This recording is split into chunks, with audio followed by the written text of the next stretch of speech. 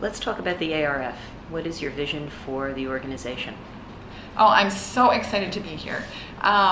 Look, this is a 76-year-old organization that was created by the ANA and the 4As. So we are steeped in tradition.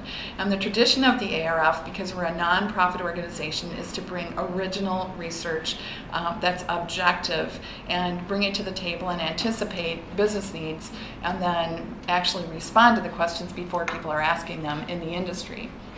Having worked at an advertiser for so many years, what I know is there were certain kinds of research that we never had the time or the money to do, and so that's a service and a support that the ARF can bring is by going on and doing research on neuromarketing or on data quality, because my CEO at General Mills would have said, you're in charge of data quality, fix it, and you don't even have to tell me how you did it.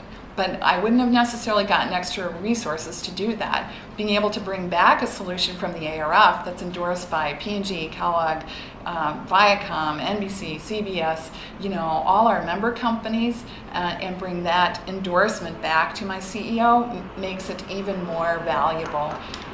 So we're going to continue to be about creating and curating original content. But what I'm really the most excited about is leadership, and about actually collaborating and bringing leaders to the table to convene and talk about successes that they've had, and also actually under functional cover to talk about failures that they've had, so that we can advance growth and advance the industry more quickly. And it's really getting those stories out. And what we can do is we can actually convene competitors. So we had a mobile meetup, and we had Facebook and Google at the same table talking about what are the issues around mobile and how can we solve those issues quickly. So I'm really, really excited about the collaborative platform, about the opportunities to synthesize insights to growth, and about continuing the original and curated research that we've always been about. Gayle, can you talk a little bit about the mobile efforts from the ARF? So we've put a stake in the ground and said that mobile is a top priority for us, and I'd say we're pretty much at the stage of looking at all the work that's already been done, and then looking at where we can make a difference by answering critical questions. And we've identified kind of some key areas. One is, what's the role of mobile in the consumer's life? The second is, how can we actually conduct research on the mobile platform, because it's a lot different. That's a smaller screen, and consumers navigate that differently. And then the third question is really, what would be good creative on mobile? There's so much focus on metrics these days. I really also like to, I appreciate the opportunity to attenuate ourselves to creative. So we're at the early days. We actually had a mobile meetup with our board of directors, and we convened groups to identify what are the key project areas that we want to focus on. And then we similarly, at our audience measurement conference, convened 40 young pros, because there are 625 young pros in New York City alone.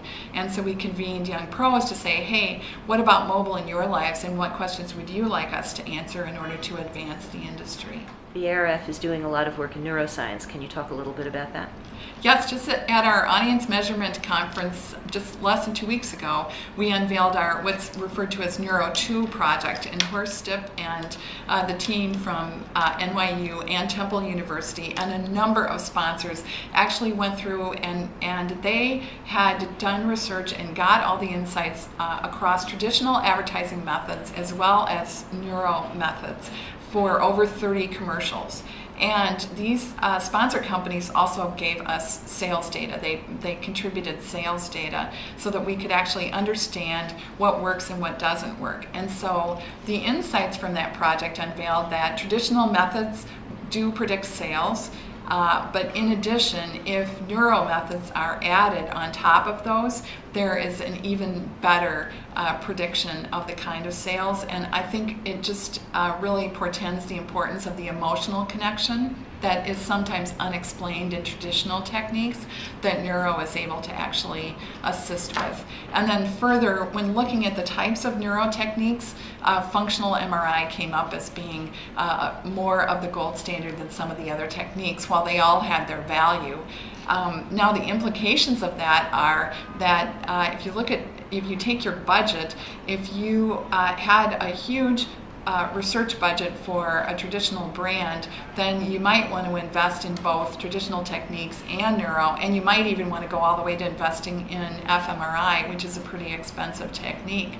But what's great is that in this finding is that because traditional techniques were also found to work, then for smaller brands that you wouldn't have as much risk in running them on the air, that still is a tried and true way for us to be approaching our advertising research.